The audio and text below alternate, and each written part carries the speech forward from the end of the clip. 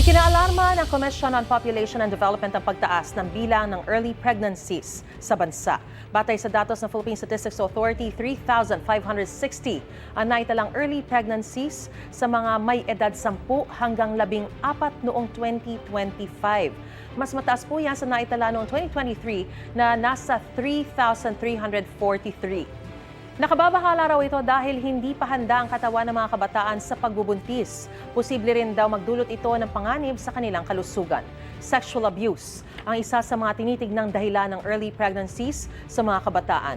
Maraming kabataang babae rin daw ang nakakakuha ng impormasyon ukol sa sex sa social media.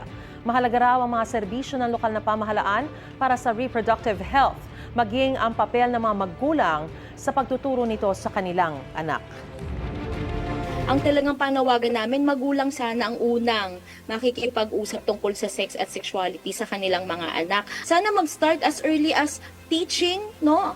Pagtuturo sa ating mga anak na how to protect yourselves, no? Gusto mo bang mauna sa mga balita? Mag-subscribe na sa GMA Integrated News sa YouTube at tumutok sa unang balita.